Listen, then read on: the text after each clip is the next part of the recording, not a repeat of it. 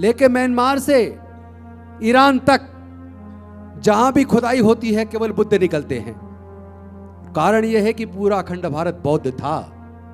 कोई दुनिया के अंदर ऐसा एग्जाम्पल नहीं मिलेगा कि किसी की धार्मिक स्थल पर, जिस धर्म का वो धार्मिक स्थल है, कि उसकी मैनेजमेंट कमेटी में उस धर्म से अलग किसी दूसरे धर्म के लोग हों। किसी दरगाह में, किसी मस्जिद में, किसी ईदगाह में मुस्लिम से अलग किसी दूसरे धर्म के लोग नहीं मिल सकते।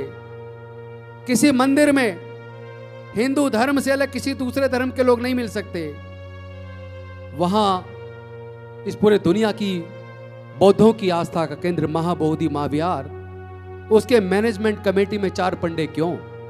पूरे देश में दंगे कराने की साजिश थी। वो अलग बात है कि बौद्ध लोग शांति प्रिय होते हैं और कहीं ना कहीं इसे हमारी कमजोरी मान लिया गया है। यह हमारी कमजोरी नहीं है। हम अपनी लड़ाई को लड़ना भी जानते हैं और जीतना भी जानते हैं। हम झुकने वाले और रुकने वाले नहीं हैं। हम लड़ना भी जानते हैं, जीतना भी जानते हैं। हम इस लड़ाई को जीतेंगे, लेकिन इसको एकजुटता के साथ लड़ना होगा। कुछ लोग हमारे ही बीच में आरएसएस, बीजेपी और उनकी केंद्र की सरकार के द्वारा डाले गए हैं। साथियों, पहले तो आप सब लोग को गर्व होना चाहिए कि जो हमारा इतिहास, हम बहुजनों की सांस्कृतिक विरासत, जिस बुद्धिज्म को षड्यंत्र से मनुवादियों ने खत्म करने का काम किया, बौद्ध मठ, बौद्ध भिक्षु, शिलालेख, सब कुछ खत्म करके बुद्धिज्म को नष्ट करने का काम किया, आज जमीन के सीने से जहां भी खुदाई होती है निकल के सामने आ रहा है।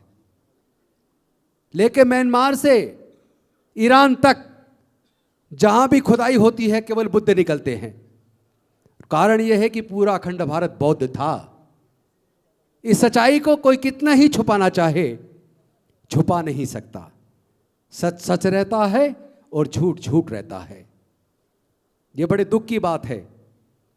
कोई दुनिया के अंदर ऐसा एग्जाम्पल नहीं मिलेगा कि किसी की धार्मिक स्थल पर, जिस धर्म का वो धार्मिक स्थल है, कि उसकी मैनेजमेंट कमेटी में उस धर्म से अलग किसी दूसरे धर्म के लोग हों। किसी चर्च के मैनेजमेंट कमेटी के अंदर ईसाई धर्म से अलग दूसरे धर्म के व्यक्ति नहीं मिल सकते। किसी गुरुद्वारे के अंदर मैनेजमेंट कमेटी में सिख धर्म से अलग किसी दूसरे धर्म के लोग नहीं मिल सकते। किसी दरगाह में, किसी मस्जिद में, किसी ईदगाह में मुस्लिम से अलग किसी दूसरे धर्म के लोग नहीं मिल सकते। किसी मंदिर में हिंदू धर्म से अलग किसी दूसरे धर्म के लोग नहीं मिल सकते। वहां इस पूरे दुनिया की बौद्धों की आस्था का केंद्र महाबोधि महाविहार, उसके मैनेजमेंट कमेटी में 4 पंडे क्यों? और उसमें भी एक महंत परमानेंट स्थायी सदस्य, वो उसके मरने के बाद उसके बच्चे, उसके मरने के बाद उसके बच्चे। महाबोधि महाविहार वो व्यक्ति, वो जगह है, वो बौद्धों की आस्था का केंद्र है जहाँ तथागत बुद्ध को ज्ञान की प्राप्ति हुई। और जिसको अभी पूर्व वक्ता 5 पांडव बोल रहे थे, अपने मुंह से भी कहीं मत बोलिए। वो पंचवर्गीय भिक्खु हैं जिनको तथागत बुद्ध को ज्ञान प्राप्त होने के बाद उन्होंने ज्ञान देने का काम किया। आपने वो वीडियो देखा होगा, उनका वस्त्र हटा के भी दिखाया गया, वो सारे पंचवर्गीय भिक्खु हैं। और साथियों, ये जो 13 तारीख को जो घटना घटी, ये शर्मनाक घटना है, पर उससे भी ज्यादा शर्मनाक घटना 12 को घटी। जो आदरणीय बनते विनाचार्य जी, ये जो हमारे नागपुर के लोगों के साथ या भिक्खुणी के साथ जो घटना घटी, वो तो शर्मनाक है। उससे भी ज्यादा शर्मनाक घटना 12 तारीख को सरकार के द्वारा रची गई।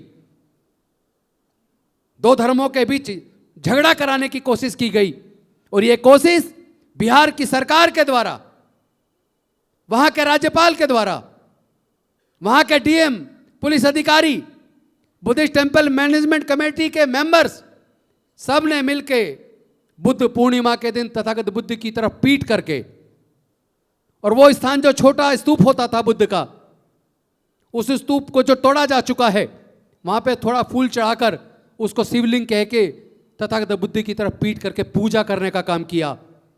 ये पूरे दुनिया की बौद्धों की आस्था पर हमला था। एक तरीके का देशद्रोह था, पूरे देश में दंगे कराने की साजिश थी। वो अलग बात है कि बौद्ध लोग शांति प्रिय होते हैं और कहीं ना कहीं इसे हमारी कमजोरी मान लिया गया है। ये हमारी कमजोरी नहीं है, हम अपनी लड़ाई को लड़ना भी जानते हैं और जीतना भी जानते हैं। और अगर याद ना हो तो याद दिला दूं, 1 जनवरी 1818 को आपको सबको याद होगा, 500 महार सैनिकों ने, वीर सैनिकों ने 28,000 की पेशवाई सेना को नेस्तनाबूद किया था। वो खून हमारे रगों में है, डॉक्टर बाबा साहब अंबेडकर का खून हमारे रगों में है। केवल भीमराव अंबेडकर जो बैठे हैं सामने, केवल वो डॉक्टर बाबा साहब अंबेडकर के सगे पोते हो सकते हैं, लेकिन अगर आचरण के हिसाब से देखोगे तो हम सब डॉक्टर बाबा साहब अंबेडकर के बच्चे हैं। हम झुकने वाले और रुकने वाले नहीं हैं। हम लड़ना भी जानते हैं, जीतना भी जानते हैं। हम इस लड़ाई को जीतेंगे, लेकिन इसको एकजुटता के साथ लड़ना होगा। कुछ लोग हमारे ही बीच में आरएसएस, बीजेपी और उनकी केंद्र की सरकार के द्वारा डाले गए हैं, चीवर, यहां तक कि चीवर पहन के, और वो हमारे धम्म के खिलाफ काम कर रहे हैं। ऐसे लोगों को भी आइडेंटिफाई करने की जरूरत नहीं है। उनको आइडेंटिफाई करना होगा, उनको नंगा करना होगा, क्योंकि वो लोग हमारी आस्था है। हम चीवर को देखते नतमस्तक हो जाते हैं, लेकिन कई बार जब आप देखेंगे तो चीवर वाला व्यक्ति आरएसएस का व्यक्ति है, उसका तथागत बुद्ध से कोई लेना देना नहीं है।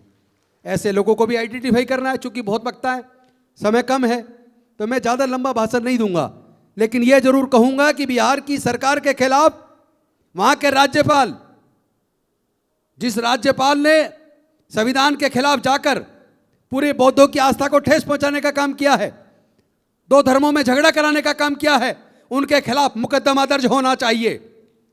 वहां के डीएम के खिलाफ मुकदमा दर्ज होना चाहिए, वहां के पुलिस अधिकारियों के खिलाफ मुकदमा दर्ज होना चाहिए, और वहां बीटीएमसी के मेंबर्स के खिलाफ मुकदमा दर्ज होना चाहिए। 2 धर्मों के खिलाफ शांति भंग करने, दंगे कराने की कोशिश का, देशद्रोह का मुकदमा दर्ज होना चाहिए, क्योंकि उन्होंने झगड़ा कराने की कोशिश की है। और ये मैं समझता हूं कि हमारी अपनी संस्थाओं की तरफ से उनके खिलाफ मुकदमा दर्ज कराने की कंप्लेंट दी जानी चाहिए। ज़्यादा से ज़्यादा योगा पुलिस कोई कार्रवाई नहीं करेगी, लेकिन उसके बाद का रास्ता एक वकील होने के नाते हम जानते हैं कि इस लड़ाई को अंजाम तक कैसे पहुंचाना है। मुकदमा तो दर्ज होगा, आज नहीं तो कल होगा। ऐसे लोगों को सजा मिलेगी। आरिफ मोहम्मद खान जो हमारे राज्यपाल हैं, मैं उनसे कहना चाहता हूं कि उनके अंदर हिम्मत है तो कभी अयोध्या जाइए, जो साकेत नगरी थी जहां बुद्ध के अवशेष निकले, जहां राम मंदिर बना दिया, वहां जाकर आप नमाज पढ़ के दिखा दो, आप जिंदे नहीं आओगे। लेकिन चूंकि बौद्ध लोग शांति प्रिय हैं, संविधान में भरोसा रखते हैं, बाबा साहब को मानने वाले हैं, तो आप उनकी आस्था और उनकी शांति और उनके अच्छे आचरण का नाजायज फायदा उठा रहे हो। हम आपको छोड़ने वाले नहीं हैं, आपको जवाब तो देना पड़ेगा। हम इस लड़ाई को लड़ेंगे, महाबोधि महाविहार को मुक्त कराएंगे, लेकिन इसके साथ साथ एक तैयारी और कीजिए। अभी प्रीतम जी से मेरी बात हो रही थी कि कल को बीटीएमसी एक्ट तो रद्द होगा, लेकिन उसके बाद क्या, उसका संचालन कैसे होगा, उसके सदस्य कैसे बनेंगे, बौद्ध धर्म के प्रचार प्रसार में वहां के चढ़ावे का इस्तेमाल हो, बौद्ध साहित्य के सर्जन में वहां उसका इस्तेमाल हो, जो पूरे दुनिया से बौद्ध अनुयायी आते हैं उनके लिए धर्मशालाएं बने, ठहरने की व्यवस्था हो, और उसमें मेंबर बनने का भी कोई ना कोई क्राइटेरिया हो। अन्यथा पता लगा अगर सरकार के हाथ में सब कुछ चला गया तो सरकार अपने चेले जो नेताओं के चमचे होते हैं उनको सबको मेंबर बना देगी, आपका धम्म आगे नहीं बढ़ेगा। तो हमें यह भी ध्यान रखना है कि बीटीएमसी एक्ट रद्द करने के बाद क्या बनना चाहिए, उसमें हमारी और आपकी भूमिका होनी चाहिए। पहले से ही हम तैयारी कर रहे हैं, जल्दी एक कमेटी का गठन करेंगे, एक ड्राफ्ट तैयार करेंगे जो बीटीएमसी एक्ट का स्थान लेगा, और मजबूती के साथ हम बौद्ध धर्म के प्रचार प्रसार के लिए हर तरीके की तैयारी करेंगे। और जंग की तैयारी कीजिए, लेकिन संवैधानिक तरीके से। हम बाबा साहब को मानने वाले लोग हैं। बहुत बहुत धन्यवाद, शुक्रिया। जय भीम, जय भारत, जय संविधान, जोहार। जय जय जय जय जय भीम, जय जय जय जय जय भीम, जय जय जय जय जय भीम। बहुत बहुत धन्यवाद।